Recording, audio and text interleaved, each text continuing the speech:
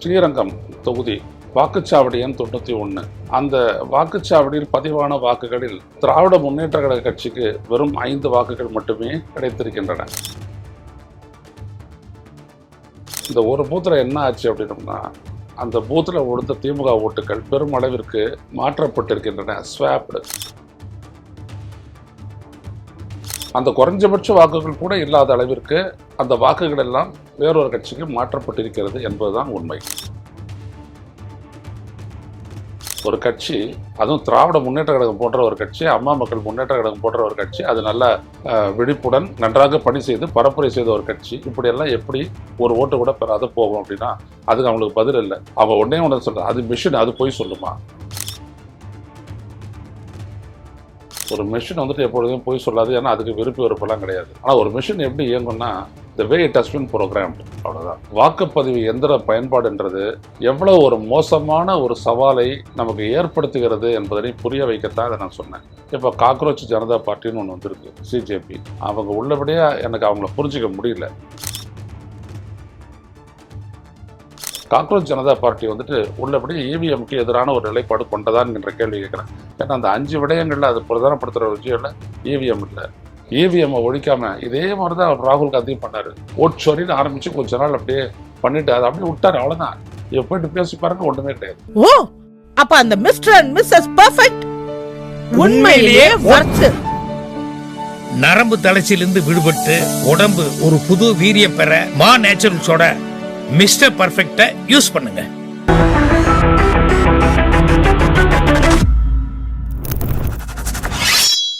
வணக்கம் தோழர்களே, ரூசர் செய்தியின் வாயிலாக இன்று மீண்டும் உங்களை சந்திப்பதில் பெருமகிழ்ச்சி அடைகின்றேன்.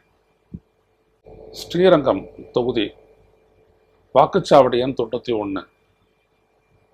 அந்த வாக்குச்சாவடியில் பதிவான வாக்குகளில் திராவிட முன்னேற்ற கழக கட்சிக்கு வெறும் 5 வாக்குகள் மட்டுமே கிடைத்திருக்கின்றன. இது ஊடகங்களில் பேசப்பட்டது, பலரும் பேசினார்கள். இவ்வளவுதான அந்த வாக்குச்சாவடியில் திராவிட முன்னேற்ற கழகத்துக்கு விழுந்த வாக்குகள் என்று கேட்டால், அந்த வாக்குச்சாவடியில் குறைந்தபட்ச வாக்கு அவ்வளவுதான் பதிவானது திமுகவிற்கு என்று உத்தேசமாக கணக்கிட்டால் கூட, அந்த வாக்குச்சாவடிக்கு அமைக்கப்பட்ட குழுவின் உறுப்பினர்கள் 14 பேர். அவருடைய குடும்பத்தார், பிள்ளைகள், பெற்றோர்கள் இப்படியெல்லாம் இருப்பார்கள். இதெல்லாம் ஒரு பக்கம். நண்பர்கள் இருப்பாங்க. ஆவரேஜாக மற்ற பூத்துலெல்லாம் பார்த்தீங்க அப்படின்னோம்னா அப்படியெல்லாம் இல்லை. 200 ஓட்டு 250 ஓட்டு அப்படியெல்லாம் வாங்கியிருக்கு திமுக. அப்போ இந்த ஒரு பூத்தில் மட்டும் என்ன ஆச்சு? இதுதான் ரொம்ப முக்கியமான ஒரு கேள்வி. இந்த ஒரு பூத்தில் என்ன ஆச்சு அப்படின்னோம்னா, அந்த பூத்தில் விழுந்த திமுக ஓட்டுகள் பெருமளவிற்கு மாற்றப்பட்டிருக்கின்றன. ஸ்வாப்டு. அந்த தொகுதியில் அந்த குறிப்பிட்ட அந்த வாக்குச்சாவடியில் குறைஞ்சபட்ச வாக்கு தான் திமுகவுக்கு பதிவாகி இருக்கலாம் என்பதை ஏற்றுக்கொண்டாலும் கூட, அந்த குறைஞ்சபட்ச வாக்குகள் கூட இல்லாத அளவிற்கு அந்த வாக்குகள் எல்லாம் வேறொரு கட்சிக்கு மாற்றப்பட்டிருக்கிறது என்பதுதான் உண்மை. இப்படிப்பட்ட வாக்கு மாற்றம், ஸ்வாப்பிங், பல இடங்களில் நடந்திருக்கிறது, பல தொகுதியில் நடந்திருக்கிறது. இங்கே தமிழ்நாட்டிலும் நடந்திருக்கிறது. எடுத்துக்காட்டாக 2019ஆம் ஆண்டு நடந்த மக்களவைத் தேர்தலில் தமிழ்நாட்டில் அம்மா மக்கள் முன்னேற்ற கழகம், டிடிவி தினகரன் தலைமையிலான கட்சி, அது தனித்து போட்டியிட்டது. அது 39 தொகுதிகளிலும் தமிழ்நாட்டில் போட்டியிட்டது, புதுச்சேரியிலும் போட்டியிட்டது. அந்த கட்சி ஒட்டுமொத்தமாக ஒரு 22 லட்சம் ஓட்டை வாங்குச்சு. 22 லட்சம் ஓட்டை வாங்கிய ஒரு கட்சி கிட்டத்தட்ட 1900 வாக்குச்சாவடிகளில் அதற்கு 0 ஓட்டு மட்டும்தான் கிடைச்சது. அப்பொழுது அதில் ஒன்று ஸ்ரீபெரும்புதூர் தொகுதியில் இந்த மாதிரி பல பூத்தில் நடந்திருக்குது. அந்த ஸ்ரீபெரும்புதூர் தொகுதியில் போட்டியிட்ட வேட்பாளர் என்னோட உறவினர். வாக்கு எண்ணிக்கை பண்ணும்போதே அவர் என்ன பண்ணியிருக்காரு, இது எப்படி இது, இந்த பூத்துலலாம் என்னுடைய கட்சிக்காரங்க நிறைய பேர் இருக்கிறாங்க, பூத் ஏஜென்ட் இருக்கிறாங்க, குறைஞ்சது எங்களுக்கு ஒரு 100-150 ஓட்டாவது விடணுமே, அதெல்லாம் இல்லாத எப்படி 0 வந்துருக்குதுன்னும் போது வாக்கு எண்ணிக்கை அதிகாரி சொல்லிட்டாரு, இதெல்லாம் இங்கே கேட்காதீங்க, இந்த மிஷினில் என்ன பதிவாயிருக்கோ அதை நாங்கள் உங்கள்கிட்ட காட்டுறோம், அவ்வளோதான். அப்போ உடனே அவங்க என்ன பண்ணியிருக்காங்க, அந்த அந்த வாக்கு எண்ணிக்கையின் போது வெளியில் வந்துட்டு அதாவது அந்த கூண்டு மாதிரி கட்டியிருப்பாங்க இல்லையா, அதுக்கு வெளியில் இருந்த அந்த வாக்குச்சாவடியின் முகவர் அழவே தொடங்கிட்டாரு. இதெல்லாம் என்னென்ன அநியாயம் இதெல்லாம் அப்படிலாம் சொல்லிட்டு அழ ஆரம்பிச்சிருக்காரு. அப்புறம் வெளியில் வந்துட்டு அவங்க ப்ரொட்டஸ்ட்லாம் பண்ணியிருக்காங்க, போராட்டம்லாம் பண்ணியிருக்காங்க. ஆனால் அந்த வாக்குச்சாவடி அதிகாரி என்ன பண்ணுவார், அவர் மிஷனில் நடக்கிற கோளாறு பற்றி அவருக்கு ஏதாவது தெரியுமான்னு முடிஞ்சு போச்சு. பல தொகுதிகளில் 1,20,000 1,90,000 ஓட்டுகள் என்று பெற்ற அந்த கட்சி சில இடங்களில் நீங்கள் பார்த்தீங்கன்னா வெறும் 30,000 ஓட்டு 25,000 ஓட்டு மட்டுமே. மக்களவை தேர்தலில் 6 சட்டமன்ற தொகுதிகள் கொண்ட மக்களவை தேர்தலில் தொகுதிகளில் வந்துட்டு பார்த்தீங்கன்னா இப்படிப்பட்ட வாக்கு எதுவுமே பதிவாகாத வாக்குச்சாவடிகளில் அதை சந்தித்திருக்கிறது, படுதோல்வியை சந்தித்திருக்கிறது. இதையெல்லாம் குறிப்பிட்டு நான் வாக்கேந்திர சூழ்ச்சி மக்களாட்சி வீழ்ச்சின்ற புத்தகத்தில் நான் அதை எழுதியிருக்கேன். அப்போ இதை வந்துட்டு என்கிட்ட சிலர்லாம் வந்துட்டு இதை வந்துட்டு இதெல்லாம் ஒன்றும் பெரிய விஷயம் இல்லைங்க, இப்படிலாம் ஆகும் தான் அப்படிலாம் சொல்லியிருக்காங்க. நான் அவங்ககிட்டலாம் கேட்ட கேள்வி ஒன்று தான். ஒரு கட்சி, அதுவும் திராவிட முன்னேற்ற கழகம் போன்ற ஒரு கட்சி, அம்மா மக்கள் முன்னேற்ற கழகம் போன்ற ஒரு கட்சி, அது நல்ல விழிப்புடன் நன்றாக பணி செய்து பரப்புரை செய்த ஒரு கட்சி இப்படியெல்லாம் எப்படி ஒரு ஓட்டு கூட பெறாத போகும் அப்படின்னா அதுக்கு அவங்களுக்கு பதில் இல்லை. அவங்க உடனே சொல்ற அது மிஷின், அது போய் சொல்லுமா, இப்படி சிலர் என்கிட்ட கேட்டாங்க. ஒரு மிஷின் வந்துட்டு எப்பொழுதும் போய் சொல்லாது, ஏன்னா அதுக்கு விருப்ப வெறுப்பெல்லாம் கிடையாது. ஆனால் ஒரு மிஷின் எப்படி இயங்கும்னா the way it has been programmed, அவ்வளோதான். ஒரு மாவு மில்லில் இருக்கக்கூடிய மாவு மிஷின் எடுத்துக்கோங்க. அது வந்துட்டு பார்த்தீங்கன்னா மிளகா அரைக்கிறதுக்கு தனியாக மிஷினு, உளுந்து அரைக்கிறதுக்கு தனியாக மிஷினு, மற்றது அரைக்கிறதுக்கு தனியாக மிஷின், 3 மிஷின் வச்சுருக்காங்கன்னு வச்சுக்கோங்க. அதில் மிளகா அரைக்கிற மிஷினுக்கு வந்துட்டு மிளகா மட்டும் தான் அரைக்கணும் அப்படின்னு ப்ரோக்ராம் இருக்குது, அது மெக்கானிக்கல். ஆனால் நீங்கள் அதில் வேறு ஏதாவது கொட்டினீங்கனாலும் அதை அரைச்சி தள்ளிடும். கலந்துடக்கூடாது அப்படின்றதுக்காக தனித்தனியாக அரைக்கிறாங்க, இவ்வளவுதான். எலக்ட்ரானிக்ஸை பொறுத்த வரைக்கும் இந்த மெஷினு அது கொடுக்கக்கூடிய இன்புட்டை எப்படி அது சேகரிக்கணும் அப்படின்ற ஒரு விடயம் தான் ப்ரோக்ராமிங். ஆஸ் இட் இஸ், எப்படி வாக்குகள் விழுதோ அப்படி தான் அந்த கணக்கில் எடுத்துக்கணும் அப்படின்னு சொல்லிட்டு அது ப்ரோக்ராமிங் தான் இருக்கணும். அப்படி இருந்துச்சு அப்படின்னோம்னா தான் அது எலக்ட்ரானிக் ஓட்டிங் மிஷின். ஆனால் இந்த எலக்ட்ரானிக் ஓட்டிங் மிஷினில் இருக்கக்கூடிய அந்த சிப் இருக்கு இல்லையா, அதில் வந்துட்டு சோர்ஸ் கோட் அப்படின்னு சொல்லக்கூடிய இது எப்படி இது கணக்கீடு செஞ்சுக்கணும் அப்படின்ற அந்த சோர்ஸ் கோடு பதிவு விடுறாங்க இல்லையா, burnt, it should be burnt. அந்த சோர்ஸ் கோடு எப்படி இருக்குன்றது யாருக்குமே தெரியாது. இது தொடர்பாக ஒரு வழக்கே வந்துட்டு இந்திய உச்சநீதிமன்றத்தில் பதிவு செய்யப்பட்டது. அப்போ அந்த பதிவு செய்த அந்த 2 வழக்கறிஞர்கள் என்ன கேட்டாங்க அப்படின்னோம்னா ஒரே ஒரு விடயம் தான், சோர்ஸ் கோடு எங்கே இது வந்துட்டு பர்ன் பண்ணப்பட்டது அப்படின்னு சொல்லிட்டு அந்த சோர்ஸ் கோடு எப்படி எழுதப்பட்டிருக்கிறது என்பதனை உலகில் தலை சிறந்த ஒரு கணினி நிறுவனத்திடம் கொடுத்து நீதிமன்றமே அதை கொடுத்து அந்த சோர்ஸ் கோடு எப்படி எழுதப்பட்டிருக்கிறது அப்படின்றத எங்களுக்கு சொல்லணும் அப்படின்றத மட்டும் அதில் ஒரு ப்ரேயராக போட்டு வழக்கு போட்டாங்க. அதை விசாரித்த 2 நீதிபதிகள் கொண்ட பெஞ்ச் என்ன சொன்னிச்சிங்கன்னா, இது ஏற்கனவே நம்ம ரிப்போர்ட் பண்ணியிருக்கோம், இருந்தாலும் சொல்கிறேன். அவங்க என்ன சொன்னாங்கன்னா, இது தேர்தல் ஆணையத்தினுடைய செயல்பாடு, இதெல்லாம் நாங்கள் தலையிட மாட்டோம். 2வது விஷயம் நீதிபதி கேட்டது, அது தப்பாக எழுதிருக்கூட நீங்கள் எப்படி முடிவு பார்த்தீங்க அப்படின்னு கேட்குறாரு. இல்லை, தப்பாக எழுதியிருக்காங்களோ, நாங்கள் அப்படிலாம் ஒரு முடிவுக்கெல்லாம் வரல. இந்த நாட்டு மக்களுக்கு முதல்ல ஒரு விஷயத்த தெரியணும், இந்த ஓட்டிங் மிஷினுக்குள்ளே எப்படி எது நடக்குது, எப்படி எது ப்ராசஸ் ஆகுதுன்றது தெரியாது. அது நேர்மையாக தான் ப்ராசஸ் பண்ணுது அப்படின்றது எங்களுக்கு இந்த நாட்டு மக்களுக்கு தெரிந்து கொள்ளக்கூடிய உரிமை உண்டு அப்படின்ற ரொம்ப டெக்னிக்கலாகவே அதை வந்துட்டு வாதிட்டு இருக்காங்க. ஆனால் உச்ச நீதிமன்றம் அது என்ன சொல்லிச்சு அப்படின்னா, நீங்கள் கேட்குறது வந்து சந்தேகத்தின் அடிப்படையிலானது, இதுக்கெல்லாம் நாங்கள் பதில் சொல்ல முடியாது, இதை நாங்கள் மேற்கொண்டு இந்த வழக்கை நாங்கள் விசாரிக்க விரும்பலை அப்படின்னு சொல்லிட்டு மனுவையை தள்ளுபடி பண்ணிட்டேன். இதுதான் நமது நீதிமன்றம் நம்ம நாட்டினுடைய மக்களுக்கு செய்த சேவை.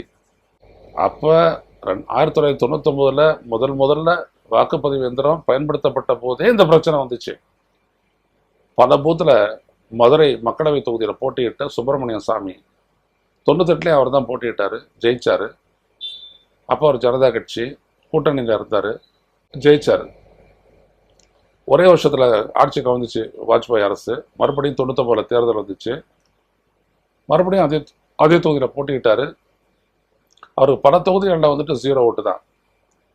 அவர் தான் முதல்ல கேஸே போட்டார் டெல்லி உயர்நீதிமன்றத்தில். போட்ட போது இதெல்லாம் அவர் எடுத்து சொல்ல போது நீதிபதி அவரை பார்த்து கேட்டது என்னென்னா, இது தொடர்பாக எலெக்ஷன் கமிஷனுக்கு நீங்கள் கேள்வி எழுப்புனீங்களா?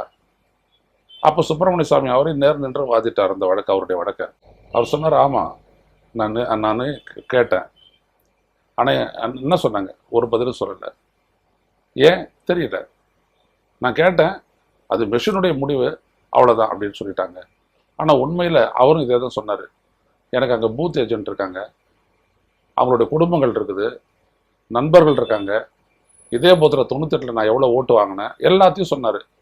கடைசி வரைக்கும் இது பண்ணிவிட்டு அவருடைய பெட்டிஷனை எங்களுக்கு ஒன்றும் தெரில அப்படின்னு சொல்லிட்டு நீதிமன்றத்துக்கு சொன்னார். நீதிமன்றம் இது தேர்தல் ஆணையத்துக்கு சொல்லிச்சு. நீதிமன்றம் தேர்தல் ஆணையம் என்ன பதில் சொன்னதுன்னு அதோட முடிச்சுட்டு உச்சநீதிமன்றத்துக்கு அவர் வழக்கு தொடர்ந்தார். அவர் தான் முதல்ல எலக்ட்ரானிக் ஓட்டிங் மிஷினுக்கு எதிராக வழக்கு போட்டவர். அப்புறம் அதில் அவர் ரொம்ப தொலைவு போனார்.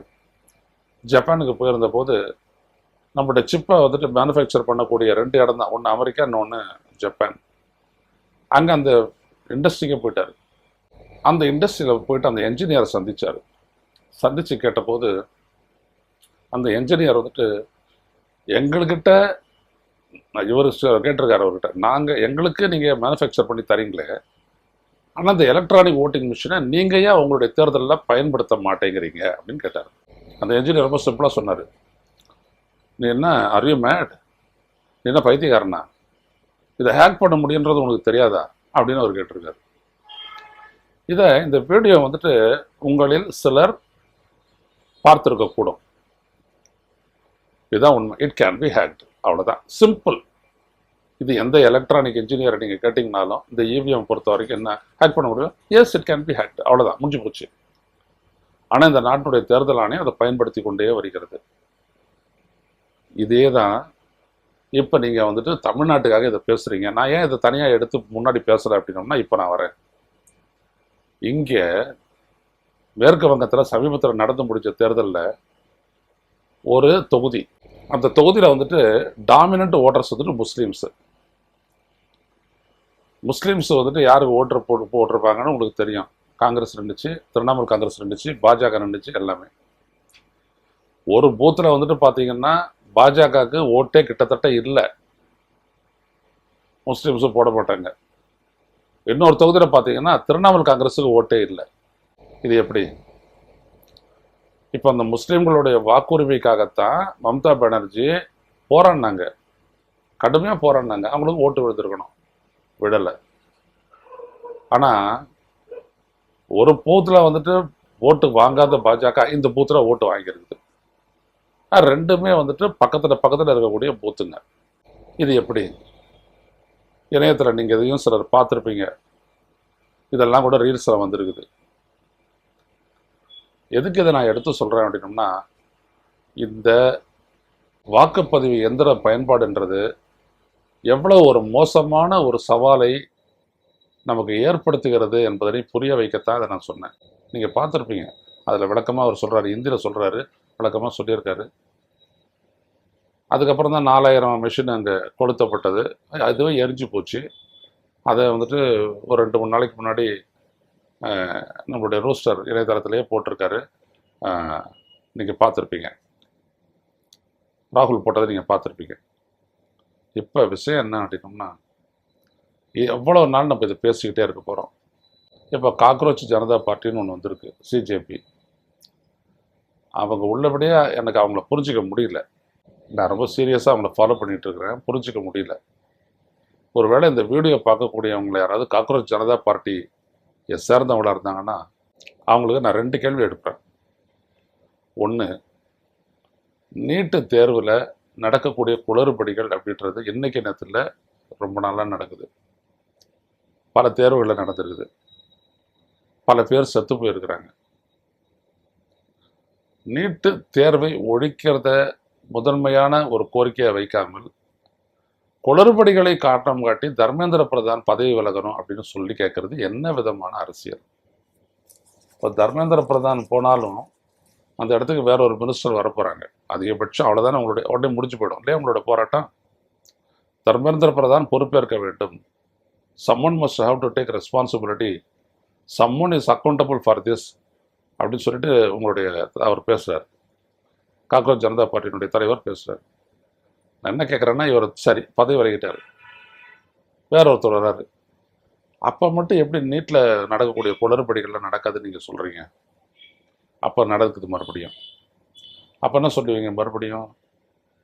அந்த மந்திரி விலகணும். அதுவா? இது ஒரு கோரிக்கையா? நீங்கள் என்ன எடுத்து வச்சிருக்கணும்? நீட்டு தேர்வு எதற்கு? அதை ஒழிக்க வேண்டும். நீட்டு தேர்வை ரத்து செய். இதை தான் நீங்கள் வச்சிருக்கணும். நீட்டு தேர்வு வர்றதுக்கு முன்னாடியே தமிழ்நாடு உள்ளிட்ட பல மாநிலங்களில் +2 தேர்வை வைத்துக்கொண்டு, அந்த மதிப்பெண்களை வைத்துக்கொண்டு மருத்துவ படிப்புக்கு தேர்ந்தெடுக்கப்பட்டவர்கள் சரியான மருத்துவர்களாக இன்றைக்கும் திகழ்கிறார்களா இல்லையா? காக்ரோச் ஜனதா பார்ட்டிக்கு நான் அந்த கேள்வியை வைக்கிறேன். சொல்லுங்க. அப்போ நீங்கள் என்ன சொல்லியிருக்கணும்?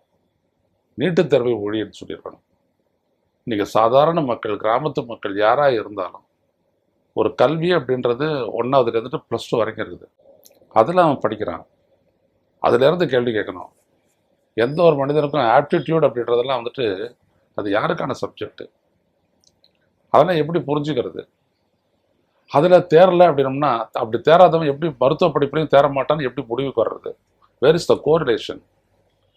அண்ணா பல்கலைக்கழகத்தினுடைய துணைவேந்தராக இருந்தவர் ஒருத்தர் கேட்டார் ஒரு கேள்வி. மருத்துவ படிப்புக்கும் நீட்டு தேர்வுக்கும் என்ன சம்பந்தம்னு கேட்டார். ஒருத்தன் மருத்துவ படிப்புக்கு என்ன ஆர்வத்தோடு படிக்கிறதுக்கு நினைக்கிறானோ அவனுக்கு இதில் கேட்கக்கூடிய கேள்விக்கு என்ன சம்பந்தம்னு கேட்டார். ரெண்டாவது, அது கேள்வியை நீட்டு தேர்வு நடத்துறது வந்து பார்த்தீங்கன்னா நெசர்ட். அவங்க தான் இந்த கேள்வித்தாளை ப்ரிப்பேர் பண்ணுறாங்க. நடத்துறது வேற, கேள்வித்தாளை ப்ரிப்பேர் பண்ணுறவங்க. அதுக்கும் இப்போ மருத்துவ படிப்புக்கும் என்ன சம்பந்தம்? அவங்க ஸ்கூல் சிலபஸை வகுக்கிறவங்க என்ன சம்பந்தம்னு கேட்டார். இவ்வளவு கேள்விகள் இருக்கும்போது காக்ரோச் ஜனதா பார்ட்டி வந்துட்டு இப்படி ஒன்று சொல்லுது. ஒன்று. ரெண்டாவது விஷயம், காக்ரோச் ஜனதா பார்ட்டி வந்துட்டு உள்ளபடி இவிஎம்க்கு எதிரான ஒரு நிலைப்பாடு கொண்டதான்ங்கிற கேள்வி கேட்குறேன். ஏன்னா அந்த 5 விடயங்களில் அது பிரதானப்படுத்துகிற விஷயம்ல இவிஎம் இல்லை. இவிஎம்ஐ முதல்ல ஒழி அப்படின்னு சொல்லணும். இவிஎம்ஐ ஒழிச்சால் மட்டும்தான் இந்த நாட்டிற்கு ஜனநாயகமே திரும்பும். 3 கோடி பேர் இன்னைக்கு வந்துட்டு மெம்பர் ஆக்கியிருக்கீங்க. வரவேற்க வேண்டியது. இளைஞருடைய எழுச்சி நிச்சயம் வரவேற்கப்பட வேண்டியது. ஆனால் அந்த எழுச்சி எங்கே போய் முடியும்? அதனுடைய இலக்கு என்ன? இவிஎம்ஐ ஒழிக்காம இதே மாதிரி தான் ராகுல் காந்தியும் பண்ணார். ஓட்சோரின்னு ஆரம்பித்து கொஞ்ச நாள் அப்படியே பண்ணிட்டு அதை அப்படியே விட்டார். அவ்வளோதான். இவ போயிட்டு பேசி பாருங்க, ஒன்றுமே கிடையாது. அப்போ ஒரு மிகப்பெரிய ஒரு மக்கள் இயக்கமாக உருவாக்கக்கூடிய காக்ரோச் ஜனதா பார்ட்டி ஏன் இவிஎம்ஐ ஒழிக்கணுன்ற ஒரு கோரிக்கையை முன்வைக்கிறது இல்லை? இப்போ 2-3 கோரிக்கையை முன் வச்சு போராடலாமே. மிக அத்தியாவசியமான ஒரு விடயம் அல்லவா அது இவிஎம்ன்றது? மாணவர்களுக்காக ஒரு கோரிக்கையை முன்வைக்கிறீங்கன்னா இந்த நாட்டு மக்களினுடைய ஜனநாயக உரிமைக்காக இன்னொரு கோரிக்கையை சேர்த்து முன்வைக்கலாமே. அதை முன்வைக்க சொல்லி வற்புறுத்துங்கள். நான் சிஜேபியை குறிப்பிட்டு பேசுகிற 2வது காரணி இது. அப்படி நீங்கள் இல்லை அப்படின்னம்னா, அப்போது ராகுல் ஒரு வீடியோவில் சொன்ன மாதிரி நீங்கள் ஒரு ப்ரெஷர் குக்கரை, அரசுக்கு எதிரான எதிர்ப்பை உள்வாங்கி கொண்டு அதை நீர்த்து போக செய்யக்கூடிய ஒரு ப்ரெஷர் குக்கரா?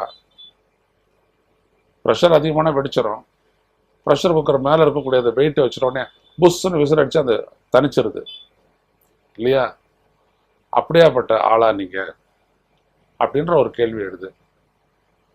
ஏன் அப்படின்னம்னா, நீங்கள் இதை 2த்தையும் ஒழிக்கலை அப்படின்னம்னா எந்த விதத்திலையும் அது இந்திய அரசியலில் எந்த மாற்றத்தையும் ஏற்படுத்தாது. அதற்காகத்தான் நான் சொல்ல வரேன். இந்த நாட்டில் தொடர்ந்து நடந்து வரக்கூடிய ஒன்று ஃப்ராடு, இன்னொன்று நீட்டு தேர்வை பொறுத்த வரைக்கும் அதுவும் இன்னொரு fraud. It is fraudulence, nothing else. ஒரு கோச்சிங் சென்டரில் போய்ட்டு படிச்சுட்டு வந்துட்டு உங்களுக்கு பதில் எழுதுறது அப்படின்றது சாதாரண விஷயம்தான். அது வசதி உள்ளவன் செய்வான், வசதி அற்றவர்களுக்கு அது வாய்ப்பே இல்லை இல்லையா? எனவே காக்ரோச் ஜனதா பார்ட்டியினுடைய மெம்பர்கள் இதில் பார்த்தீங்க அப்படின்னம்னா, தயவு செய்து இந்த கேள்வியை உங்களுக்குள் எழுப்புங்கள். whether my question is pertinent to your struggle. If it is pertinent, then please ask the leadership to include these 2 demands in their struggle. மீண்டும் சந்திப்போம் தொடர்களே. நன்றி, வணக்கம். ஓ, அப்ப அந்த மிஸ்டர் அண்ட் மிஸ்ஸஸ் பர்ஃபெக்ட் உண்மையிலேயே வர்த்து. நரம்பு தளர்ச்சியிலிருந்து விடுபட்டு உடம்பு ஒரு புது வீரியம் பெற மா நேச்சுரல்ஸோட மிஸ்டர் பர்ஃபெக்ட யூஸ் பண்ணுங்க. ஊடகம் கார்ப்பரேட் அரசியல்வாதிகளின் கைப்பாவையாக அடிமைகளாக இருந்தது போதும். இனி சாட்டை எடுத்து சுழற்றும் நேரம் வந்துவிட்டது.